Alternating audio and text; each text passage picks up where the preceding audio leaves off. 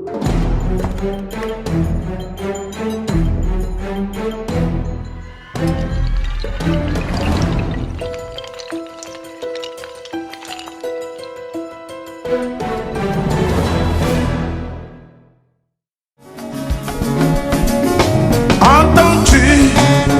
la voix des grandes eaux?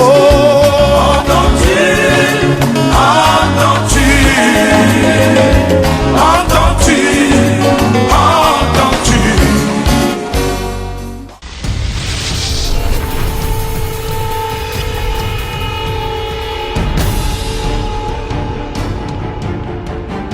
Shalom et bienvenue sur Vidéo Tabernacle. Nous sommes dans VDG, la voix des grandes eaux, une émission qui a jeté son dévolu sur la recherche doctrinale selon les enseignements du prophète William Marion Branham. Aujourd'hui, nous allons parler de l'une des plus grandes révélations que le prophète a dit, la divinité du Seigneur Jésus-Christ. Et nous avons reçu pour ce sujet le frère et pasteur Léon Kouingissa, ambassadeur, qui est pasteur de Perfection Tabernacle ici en France, à Paris, de là où nous vous parlons. Que Dieu bénisse, pasteur. Dieu bénisse aussi, mon précieux frère Jules.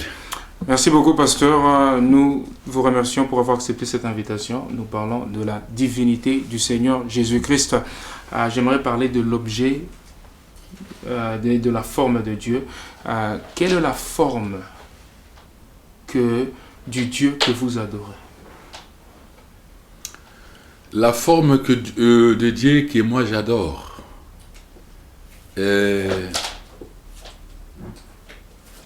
D'abord, je partirai de la parole. La Bible dit que Dieu est esprit. Ça, c'est la base. Ceux qui doivent l'adorer en esprit et en vérité. Donc, le Dieu que nous adorons, c'est un Dieu esprit. Voilà, nous voyons que Dieu esprit a pris plusieurs formes dans la Bible au cours des âges et jusqu'à arriver à la forme de Jésus de Galilée, qui est né un enfant qui a grandi. J'aimerais savoir la forme que Dieu avait prise quand il a marché sur la route de Galilée, cette forme du corps physique. Est-ce que le corps de Jésus là est-il adorable? Ok, merci beaucoup frère Gilles. J'aimerais un peu retourner, comme je viens de répondre, que le Dieu que nous adorons est un Dieu esprit. Ça c'est biblique d'abord.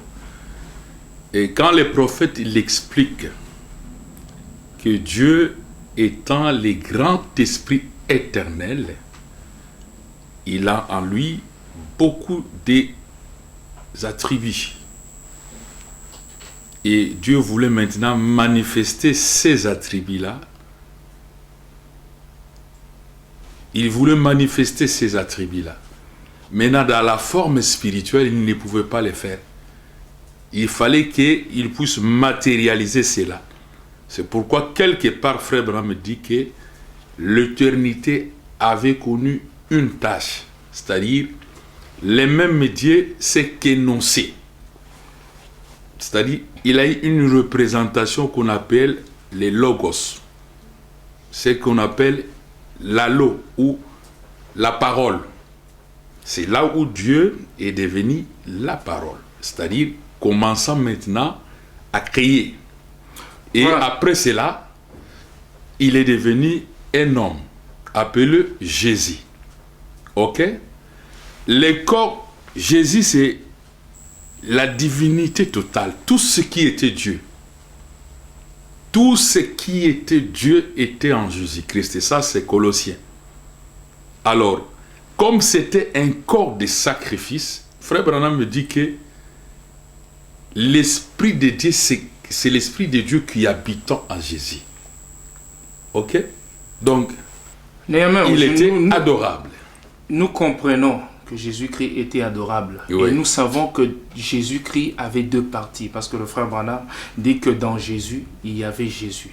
Le Jésus dont je parle, qui était dans Jésus, je parle de Jésus corps.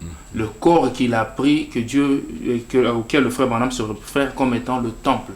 Le corps Jésus des 16 éléments, le corps des chairs, est-ce adorable? Voilà ma question. Ok, ça c'était, frère Branham, je réponds d'abord parce que frère Branham dit que c'était un corps de sacrifice qu'il avait pris, il avait placé cela. Donc, quand nous parlons de Jésus, tout ce qui était en lui, que ce soit son corps physique qui était là quand il était en vie, donc on adorait ce Jésus-là. Maintenant, en réalité, qui est Jésus? C'est là où vous pouvez me poser la question. Jésus est la parole. Donc, si nous adorons la parole. En adorant la parole a un nom. Quand la parole était dans la chair, elle était appelée Jésus. Néanmoins, nous savons que cette parole, avant même de venir dans la chair de Jésus, les mages l'ont adoré. Les mages ont adoré ce bébé Jésus. Ils l'ont apporté des sacrifices. Ils ont adoré.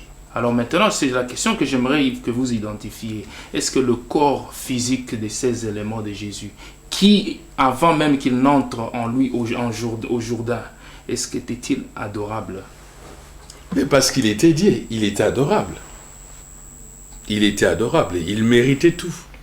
Mais le frère Branham dit que la chair, le corps de Jésus, ne peut pas être adoré.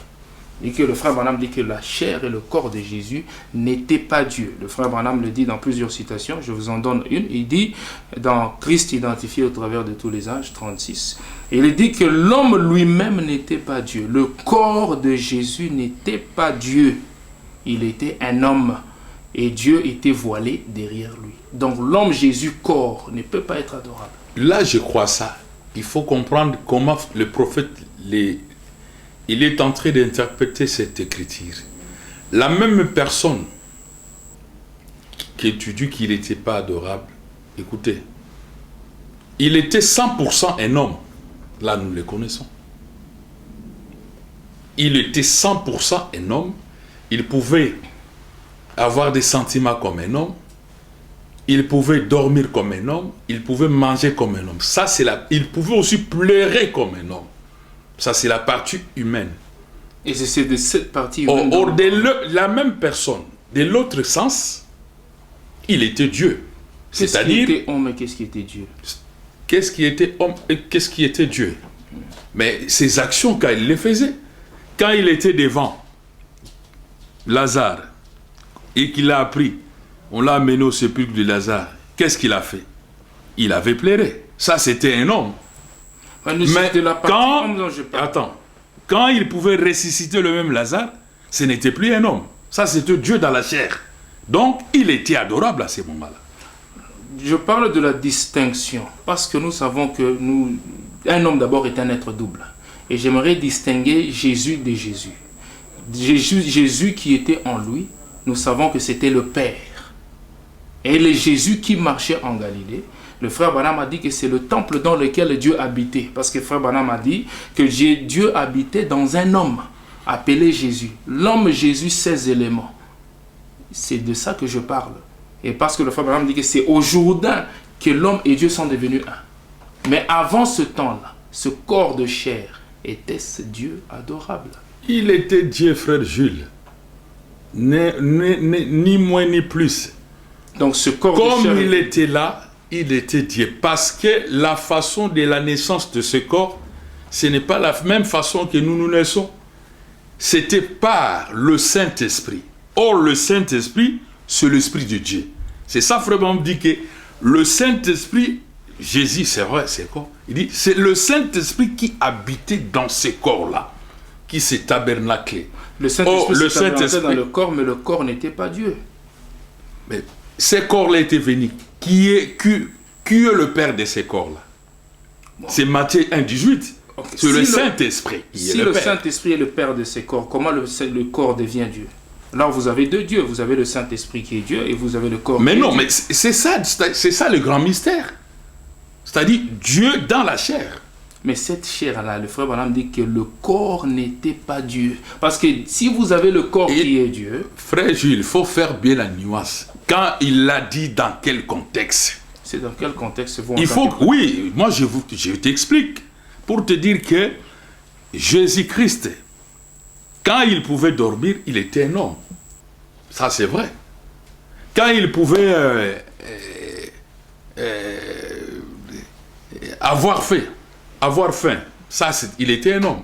Mais quand il pouvait prendre 2 poissons ou 5 pains pour le multiplier, ça, ce n'était plus un homme. C'est-à-dire la même personne, mais il faut le distinguer, c'est-à-dire que il était, Frère Branham le dit clairement, il était 100% un homme et 100% Dieu. Mais maintenant, donc moi je le crois ça. Le 100% homme et Dieu, c'était quoi? Le Frère Branham dit que si vous avez, si vous dites que Jésus-Christ est Dieu et que ce corps de Jésus était Dieu, le Frère Branham dit dans l'accusation, il dit que pourquoi est-ce qu'ils ont crucifié? Ils ne peuvent pas crucifier la parole. Pas plus qu'ils ont crucifié Dieu. Ils n'ont pu crucifier et ils ont pu crucifier le corps dans lequel Dieu habitait.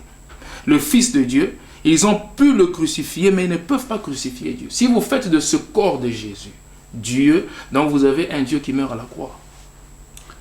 Non, mais il ne pouvait pas, c'est-à-dire que c'est vrai, c'est-à-dire le corps de Jésus, en réalité, le même Jésus qui est dans le corps, c'est lui qui est la parole. Non, parce que c'est ça la Bible dit qu'au commencement, il était la parole. La question que tu m'as posée, c'est-à-dire tu m'as ramené dans Jésus corps. Voilà, je vous ramène. C'est là où tu m'as ramené dans Jésus corps. Mais moi, j'ai commencé à l'éternité pour te dire comment Dieu était, étant le grand esprit. Il est venu, c'est kénosé comme étant la parole, ou les logos, ou la théophanie, et ensuite la même parole est devenue un homme. Donc, si je vais vous dire, il est la parole. Le corps, quand cela était là-bas, était sur la terre, était adorable, ni moins ni plus. On devrait l'adorer, les mages l'ont adoré, les gens l'ont adoré, et l'aveugle, qui est Jean 9, il l'a adoré, c'est-à-dire il a commencé même avec la révélation de Jésus comme étant un homme, comme étant un prophète, un fils de Dieu, jusqu'à l'adorer. Ça c'est biblique. Donc Jésus lui-même explique l'adoration. Les gens qui ont adoré Jésus n'avaient pas la révélation de quoi ils adoraient. Les gens qui ont adoré le corps. Parce que Jésus-Christ, quand il rencontre la femme au puits, il dit que l'heure vient où les vrais adorateurs adoreront le Père. Et le Père n'est pas la chair. Donc les véritables adorateurs ne peuvent pas, Jésus leur amener que l'adoration n'est pas attribuée à la chair. Frère Gilles, je vais t'aider. Le corps de Jésus, c'est le corps de la parole. Le frère Branham dit que c'est aussi une portion de terre.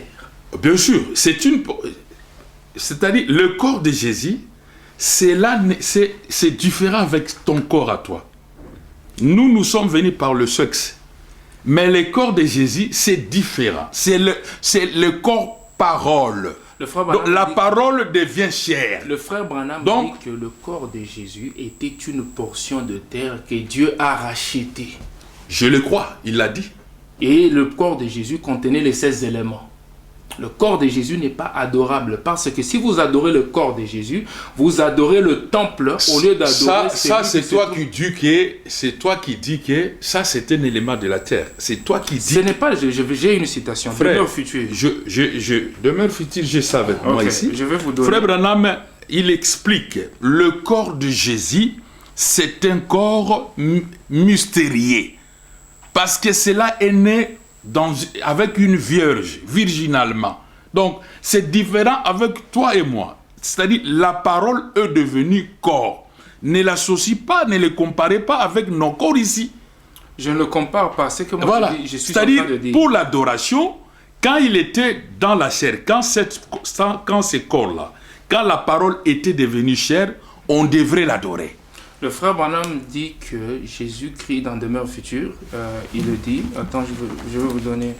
Voilà, le frère Branham dit dans la Demeure future au paragraphe 310, il dit que voilà qu'est descendue du ciel la forme d'une colombe et la voix qui disait « Ceci est ma partie de terre, que je rachetais et de cette partie de terre je rachèterai le reste car il est ma parole manifestée. » Au paragraphe 312, il dit « Jésus était une partie de cette terre sur laquelle le Saint-Esprit est descendu. » Jésus-Christ, le corps, et dans d'autres citations, il dit qu'il avait le calcium, le 16 éléments.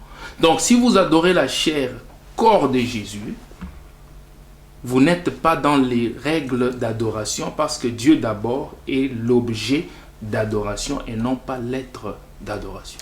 Frère Gilles, les corps de Jésus, je vais encore revenir sur ça. C'est les corps parole. D'abord, c'était la parole et la parole est devenue chair. C'était aussi une portion de terre que Dieu a rachetée. Justement, ça c'est, je le crois, frère Branham a dit ça. Okay. Une portion de terre que Dieu a rachetée. Oui. Comme Dieu maintenant, a tu le comprends comment? Parce que toi, tu es journaliste. Quand il dit une portion de terre que Dieu a rachetée. Alors, relié là, ça, pour dire que Dieu a racheté une portion de terre. Cette portion de terre n'est pas adorable parce que c'est une portion de terre qui a été rachetée. Non, frère Gilles, c'est toi qui l'as dit comme ça. Non, j'ai lu la citation. Tu lis la citation, mais tu ne comprends pas la citation. Parce que c'est une portion de la terre qui a été rachetée, dans laquelle les autres seront rachetables. Donc c'est le premier né qui est arrivé à la maturité. C'est lui la gerbe agitée. Alors, quand tu dis que le corps de Jésus, quand il était sur la terre, il n'était pas adorable. Le corps, je parle bien du corps. Parce bien que sûr. dans Jésus, il y avait Jésus. Non, écoute, ne compliquez pas les choses. Non, je ne complique Jésus, c'était la parole faite chair. Mais en lui, il y avait Jésus. En Jésus, c'est la parole faite chair. C'est-à-dire, au commencement était la parole, et cette parole était devenue chair. C'est là où Frère Branham me dit que quand vous recevez le Saint-Esprit, quand vous recevez la parole, vous devenez la parole. Le frère Branham est clair. Je vais vous lire la citation. Il dit ceci. Il dit ceci dans « Messieurs, nous voudrons voir Jésus ». Il dit «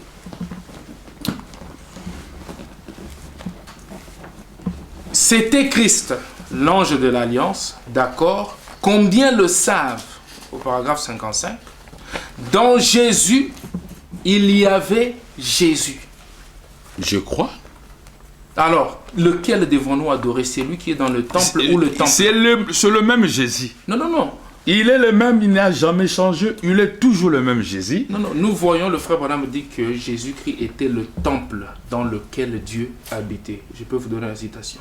Il dit que Dieu habitait dans un homme appelé Jésus. Dans notre citation, il dit que Jésus était le temple dans lequel Dieu habitait. Alors, si vous adorez le temple au lieu de celui qui est dans le temple, vous avez brisé le principe d'adoration. Nous n'avons pas brisé le principe d'adoration. Parce que c'est lui qui a incarné la divinité totale. C'est la plénitude totale. En Jésus, il n'y avait pas une portion de l'esprit. En Jésus, il y avait tout ce qui était dit. Écoute-moi bien. Quand la parole était faite chair en Jésus, donc quand Jésus était sur la terre, donc tous les ciels, tous les trônes étaient là où Jésus était. Ce que je dis, alors adorez-vous le trône ou bien celui qui est sur le trône? Non, mais nous adorons Jésus. Quel Jésus que vous voulez qu'on adore? Celui qui était là, quand il était là. Non, c'est lui. Parce que quand nous parlons de Jésus, nous parlons de celui qui est assis sur le trône aussi. Alors je demande, il y avait le trône et celui qui était au-dessus. Non, là tu compliques les choses toi-même. Là tu t'embrouilles. Il n'y avait pas un Jésus. C'est-à-dire le même Jésus que nous parlons. Je vais encore revenir, frère Gilles. Il faut que je te ramène. Parce que nous sommes là pour éclairer les enfants de Dieu. Même quand tu prends Apocalypse 5, Jean avait vu celui qui est assis sur le trône. Tout ce qu'il pouvait voir, c'est-à-dire que ce soit celui qui est l'agneau, que ce soit le lion, c'est toujours le même Jésus. Donc tu ne me diras pas le contraire que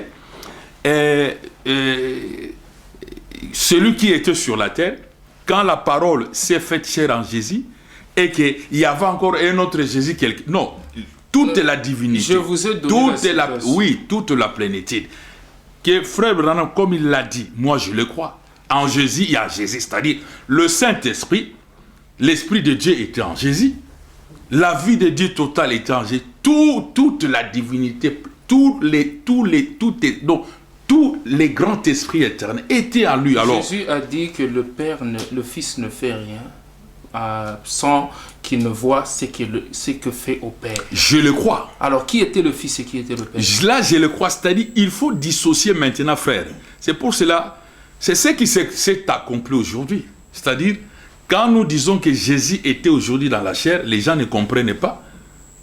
Parce que ce sont les mêmes écritures que Jésus utilisait. C'est-à-dire quoi? Parce que Jésus savait qu'il avait un Père.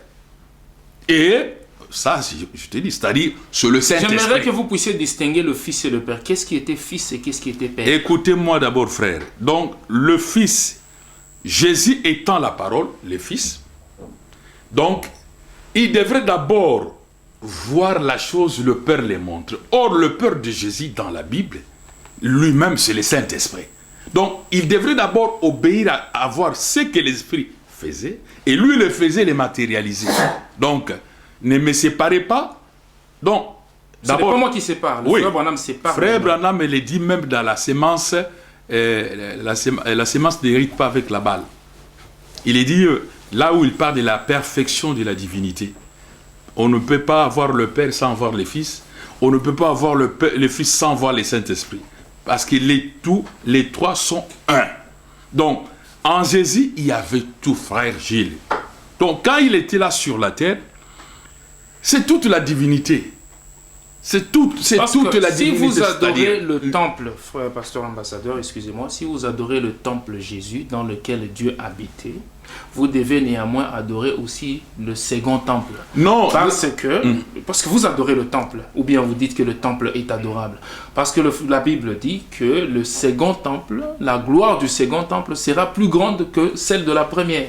Donc si vous adorez le temple corps Jésus, vous devez aussi prendre et adorer le temple qu'il a utilisé à la fin. Ok, merci beaucoup frère Gilles. Je veux que nous puissions comprendre là où Dieu avait pris ce corps-là et il l'avait placé sur le trône. C'est-à-dire, quand ce corps-là, la parole était sur la terre, Dieu avait utilisé, comme Jésus, étant fils, frère me dit, il avait un commencement et il avait aussi une fin. C'est pourquoi il avait un commencement et il avait aussi une fin.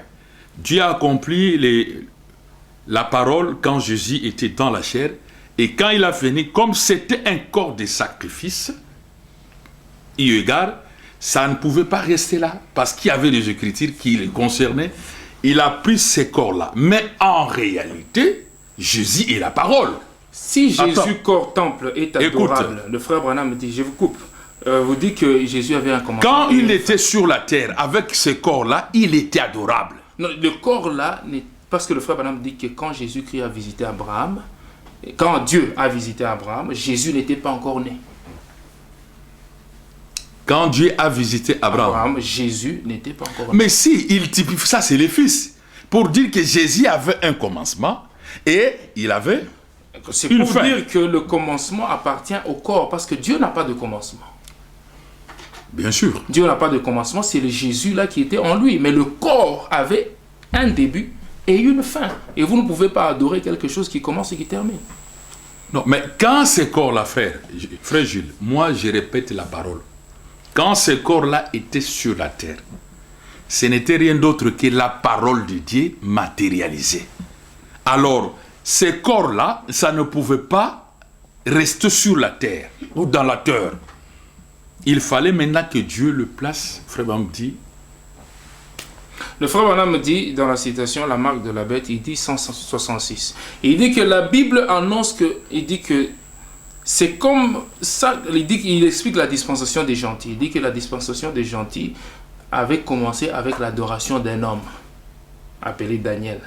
Et il dit que c'est comme ça que la dispensation des nations a commencé, avec une forme païenne d'adoration religieuse, avec une persécution pour les forcer à s'y plier. Et la Bible annonce que ça se terminera.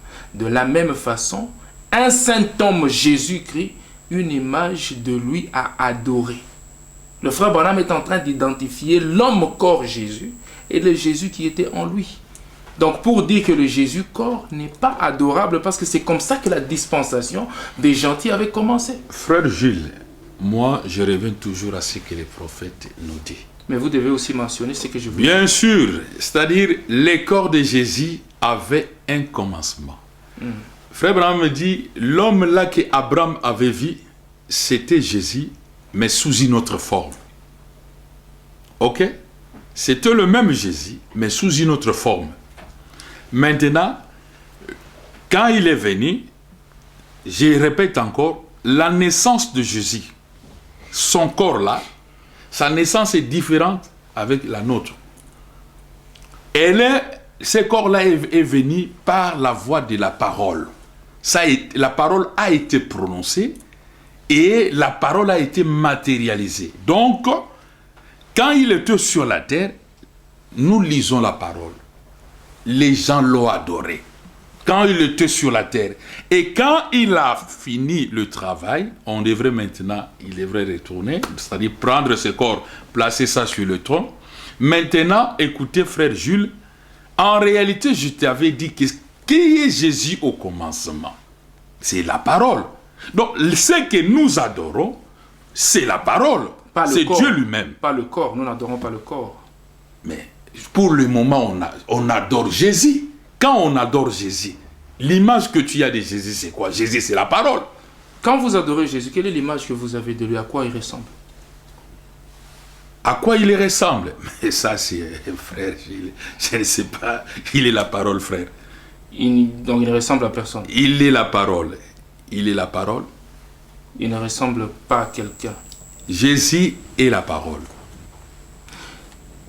Le frère Branham a manifesté le ministère du Fils de l'homme, comme c'était devant Abraham.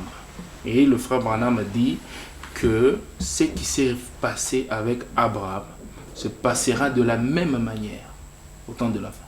Abraham a vu devant lui Elohim. Comme vous êtes adorateur du corps, temple, n'adorerez-vous pas Branham aujourd'hui? Pourquoi? Non, nous ne pouvons pas adorer frère Branham. Frère Branham, c'est notre frère, notre précieux frère, prophète que Dieu nous a envoyé. Il a manifesté pleinement de grandes promesses dans ce corps-là. Il y avait un ange qui était là pour suivre la vie de frère Branham. Et il lui a été dit même à l'âge de 7 ans, ne fume pas, ne bois pas, ne suis pas ton corps. Donc il y avait un ange qui était là pour suivre, contrôler la vie du prophète, parce que l'ange avait dit, quand tu seras grand, j'aurai à utiliser ces corps-là. Comme il a utilisé un corps avec Abraham. C'est pour cela, frère Branham, il dit dans, je crois, écoutez-les, que tout ce qui était dans l'Ancien Testament, et l'Ancien Testament, c'est l'ombre des choses à venir, donc du nouveau. Oui. Mais il précise dans écoutez-les, le 57, il dit que et l'Ancien Testament et le Nouveau Testament, ce sont les ombres des choses qui devraient arriver aujourd'hui, qui devaient s'accomplir aujourd'hui. C'est-à-dire, ce qu'on avait vu en type Genèse 18, c'est ce que Dieu a accompli aujourd'hui. Il a manifesté les signes du Fils de l'homme, il a manifesté les signes du Messie, il a manifesté le signe de Dieu, il a manifesté, il a reproduit exactement le ministère de la pierre de fête de Jésus dans ce corps de William Branham. Voilà, quand nous parlons de type, nous avons deux volets. Nous avons Elohim qui se manifeste dans une chair, mais nous avons aussi la foi d'Abraham vis-à-vis de cet homme. Et dans Genèse 18, comme vous le soulignez, on dit qu'Abraham, il courut devant eux, depuis l'entrée de sa tente, et se prosterna en terre. Vous avez parlé de Dieu qui se manifeste dans la chair, mais qu'en est-il d'Abraham qui se prosterne en terre vis-à-vis de cet homme pour l'adorer? Oui, Abraham l'avait adoré, hein? Il s'est prosterné devant lui, parce que frère Abraham me dit, et il avait compris que c'était Dieu. Oui. Et tu m'as posé la question, est-ce que nous allons adorer frère Branham? Je te dis non, parce que on ne peut pas l'adorer. Il est né d'abord d'une femme est d'un homme. Toute chair qui est sortie d'un homme et d'une femme, Job a déjà dit, donc c'est un corps qui est déjà chaotique. Mais Dieu a utilisé cet homme aujourd'hui, c'est pour accomplir les promesses qui nous concernent. Parce que tu ne peux pas changer sans avoir vu Dieu. La chose qui te change, il faut voir Elohim aujourd'hui dans une chair humaine. Frère, pasteur ambassadeur, Je t'écoute. vous avez parlé de Dieu qui a pris une chair humaine. Ouais. Il a pris les 16 éléments. Et aujourd'hui, le frère Branham a dit qu'il a fait la même chose. Que ce soit un corps venu d'un homme ou d'une femme, il a pris néanmoins les 16 éléments. Quoi qu'il soit né d'un homme et d'une femme, Jésus a ôté cette transgression au calvaire. Et c'est pourquoi Dieu était en mesure de prendre ce corps qui avait déjà été nettoyé. Et il a fait la même chose, et frère Branham dit dans Jéhovah Jireh, les visions et les révélations d'Abraham lui ont montré qu'il était Elohim, sa sémence recevra la même chose. C'est-à-dire que nous recevons Elohim, et si Abraham s'est prosterné et que vous ne faites pas la même chose, vous avez brisé le type. Non, on n'a pas brisé les types. La naissance de Jésus est différente avec la naissance de Branham. La naissance de Jésus, c'est la parole. La naissance de Branham, c'est deux corps qui se croisent. Maintenant, par la grâce de Dieu, Dieu a utilisé ces corps-là, l'a sanctifié. C'est pourquoi frère Branham, il pouvait dire dans... Y a-t-il quelque chose qui soit difficile? Il dit, je vais t'emprunter momentanément mon corps pour... Vous dites que la naissance est différente. Néanmoins, le frère Branham dit que pour lui, la naissance naturelle est plus un mystère que la naissance virginale. C'est vrai. Vous voyez, donc, je le crois. Quoique il soit né d'un corps, d'un ensemble, d'une communion entre un homme et une femme, cela n'exclut pas néanmoins que Dieu Elohim utilise les 16 éléments et que ce corps soit toujours sujet de prosternation. Non. Ça vous dites non, je dis non. Je dis parce que, pour preuve, les corps de Branham, si vous allez les trouver dans la cimetière. Les corps est là. Mais les corps de Jésus, vous ne les trouverez pas là. Ça, c'est faisons la part des choses. C'est-à-dire, quand tu dis même que la naissance naturelle est plus mystérieuse que la naissance virginale, parce que dans la naissance naturelle, frère Branham, quand il explique comment cette naissance est différente avec celle de Jésus. Celle de Jésus, c'était vraiment la parole a été prononcée. Mais la naissance naturelle est plus un mystère. Oui, c'est ça, il faut comprendre. Un mystère, parce qu'il y a beaucoup de germes qui sont là. Il y a beaucoup de germes. C'est celui qui arrive le premier qui a la vie. C'est un mystère. Parce que vous ne savez pas qui sera le premier, qui sera le deuxième. C'est un mystère. Par rapport à celle de Jésus. Vous dites que Jésus-Christ est sur le trône en train d'intercéder. Le frère Branham dit dans la foi parfaite. Il dit 189, il dit « Je suis votre frère. Et en tant que votre frère, je me tiens là comme intercesseur. Et j'essaye de mon mieux pour vous porter devant Dieu. » Le corps de Branham que vous minimisez se tient là en tant que votre frère et intercédez, amenez vos prières devant Dieu. Mais c'est clair. Donc c'est-à-dire, quand il dit qu'il est intercesseur, c'est-à-dire, il faut comprendre dans ce sens qu'il l'a dit. Jésus, c'est lui qui a... Bien aimé, n'embrouillons pas les gens, nous sommes ici pour aider les enfants de Dieu. Notre intercesseur, c'est le Seigneur Jésus-Christ. Mais le frère Branham a dit... Frère Branham, oui, il est aussi... Moi, comme pasteur, je suis intercesseur. Dans mon église, quand je prie, j'intercède pour les gens. Mais quand vous... J'intercède pour les gens. C'est comme les prophètes, ils intercèdent pour nous. Mais vous êtes intercesseur, mais néanmoins les prières ne viennent pas chez vous. Les prières viennent de qui alors? Ne Qui viennent prononce pas chez la parole. Non, C'est non, moi je dis qui que- prononce la parole. Je peux prier, mais il y a des anges, des chérubins, frère Branham je dit, dis que vous de êtes- séraphins qui prennent nos prières pour vraiment faire entendre ce que nous avons voulu dire. Non, non, je dis ceci. Vous dites que vous êtes intercesseur, comme vous, pasteur. Vous ne pouvez pas comparer cette intercession avec celle de frère Branham, parce que les prières ne sont jamais venues chez vous. Quand vos frères prient, vous ne recevez pas chez les prières. Mais le frère Branham dit ceci, dans Regarder à l'invisible, paragraphe 17. Il dit, vous qui priez, rappelez-vous, cela produit des effets sur moi. Voyez-vous, quand vous priez et que vous demandez ces choses, cela revient tout droit sur moi et me garde éveillé pendant beaucoup d'heures la nuit. C'est ce qu'il a dit. Et ça signifie que c'est une autre sorte d'intercession que la vôtre. Quelle sorte d'intercession alors? Toi, tu réponds? Non, non, je vous Ah oui. dis que le frère Il faut- Branham a intercédé différemment de l'intercession que vous, les pasteurs, vous faites. Oui, mais justement, parce que lui, frère, je t'ai dit que frère Branham, c'est quelqu'un qui est différent de nous. Qui reçoit les prières. C'est-à-dire, qui ne reçoit... C'est-à-dire, ça c'est... Frère Branham, il faut comprendre. Quand tu poses des questions, j'aimerais que tu sois vraiment précis.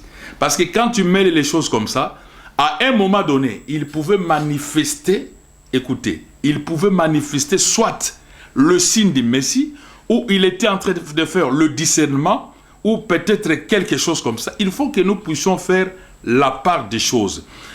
Une fois,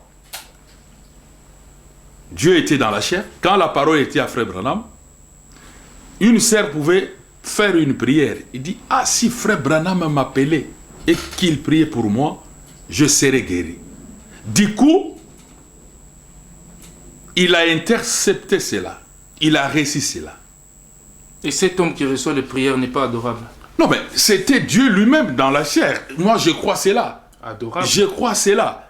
C'est-à-dire, je ne peux pas adorer le corps de Branham, mais j'adore le Dieu qui est en Branham. Mais vous adorez néanmoins le corps de Jésus. Oui, j'adorais le corps de Jésus parce que le corps de Jésus, quand il était dans la chair, sur la terre, c'était la parole faite chair. C'est-à-dire, c'était Et aussi, toute la au temps de parole. la fin, le frère Branham dit que la lumière, il dit que Zacharie 14 a promis la lumière apparaîtra. Et il dit que la lumière, c'est la parole faite chair. Je le crois, frère. Donc mais si il vous faut... adorez la parole faite chair au début, vous l'adorez à l'ouest aussi. Mais oui, j'adore la même parole parce que la Bible dit qu'il est le même hier, aujourd'hui et éternellement. À l'exception de son corps physique. Oui, je le crois de tout mon cœur. C'est-à-dire la parole. Que La ce parole. soit le corps de Branham, que ce soit le corps de Jésus, adorable. Parce Non, que le corps c'est de une Branham exception. n'est pas adorable, frère. Là, vous n'avez pas une citation qui le dit. Le corps de Branham, je te dis, n'est pas adorable. Mais vous n'avez pas des écritures qui soutiennent ça. Je te dis que c'est un corps qui est né entre Ella Branham et... Donc, ce n'est pas un corps qui est adorable. L'unique corps qui est adorable, qui était adorable, quand cela était dans la chair comme ça, c'était le corps de Jésus. Le frère Branham Or, dit que en le réalité, corps de Jésus n'est le pas corps de Jésus, c'est la parole de Dieu. Et il a dit que c'est pas Dieu. Mais je t'avais expliqué, frère.